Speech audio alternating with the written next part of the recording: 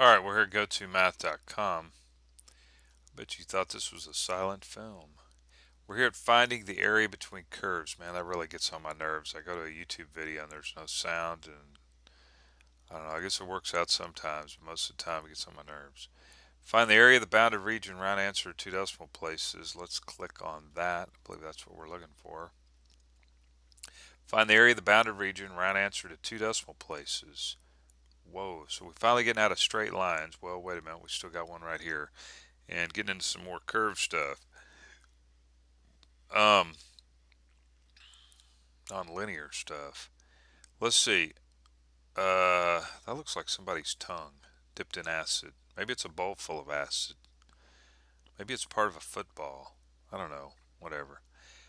F of x equal to 0.3x squared. Let's write that down. Somebody write it down. I guess I'll have to write it down. And then g of x is equal to 10. Okay. It's a bounded region, right? It's all bounded up. Got a fence around the perimeter here.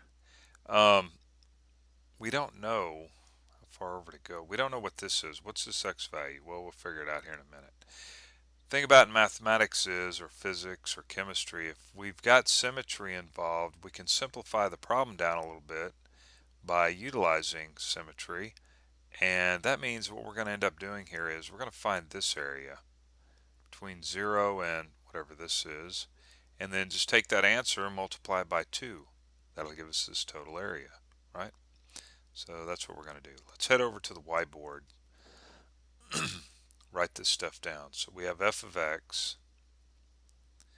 is equal to something, 0.3x squared, and g of x is equal to 10. And of course the interval, we don't know what it is. Well, we do know we're going to go from 0 to something. And let me just kind of sketch this out real quick with something to look at. Okay, so this right here is the region that we're trying to find. And we don't know how far to go over, but that's okay. This is when, right, both y values are equal. Both y values are equal. And that means you can consider this to be the y-axis.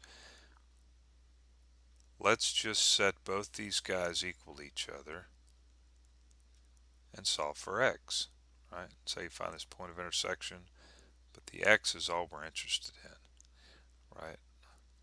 All right, so we got, let's do this. X squared is equal to 10 over 0.3, and that's going to be what, 30? And so the square root, is that right? No, wait a minute. 3/10. No. 10 divided by, I was thinking something else.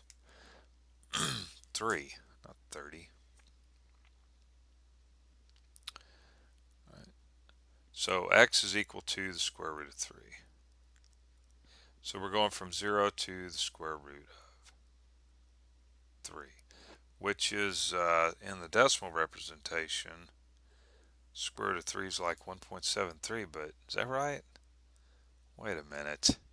10, something's fishy here. 10 divided by 0.3 is 33. I hit the wrong, I don't know what I was thinking. I'm like thinking that can't be right. 33 point,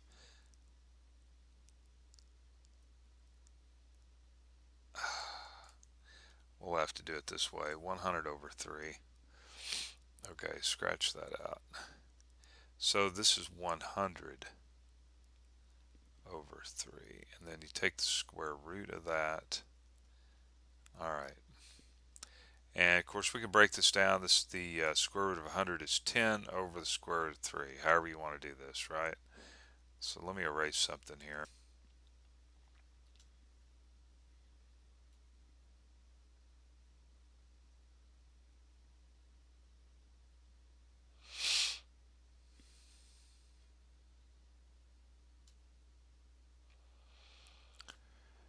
Okay, so I believe it said round two decimal places if I remember right.